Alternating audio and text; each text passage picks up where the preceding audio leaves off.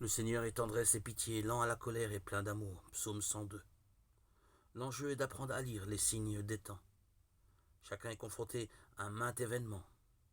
Mais comment les interpréter?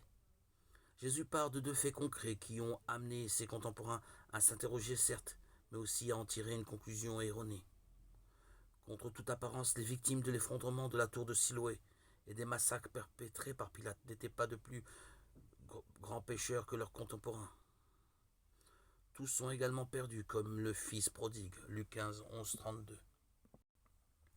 Tous sont également en sursis en cette vie, comme le figuier. Néanmoins, ce type d'événement a valeur d'interpellation. Ne rappelle-t-il pas la précarité de toute existence et son terme, qui est la rencontre ultime avec Dieu? Or, dans la Bible, cette rencontre présente toujours une face lumineuse, heureuse, et une face purificatrice, douloureuse. Le propos est difficile à entendre, mais sa dureté n'a qu'un but: provoquer le retour à Dieu, la mise en œuvre de sa parole. Paul exprime lui aussi cette dimension purificatrice du jugement, que l'on construit sur la pierre de fondation avec de l'or, de l'argent, des pierres précieuses ou avec du bois, du foin ou du chaume.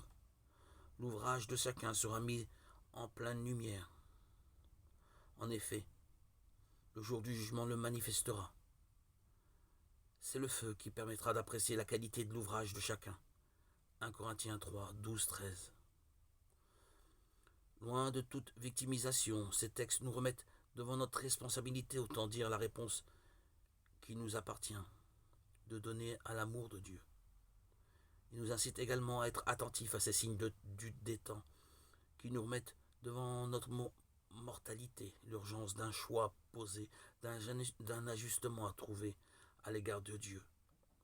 Jésus ne cherche pas à générer une mauvaise peur, mais nous aide à prendre conscience du caractère trop unique et trop précieux de la vie pour la gâcher.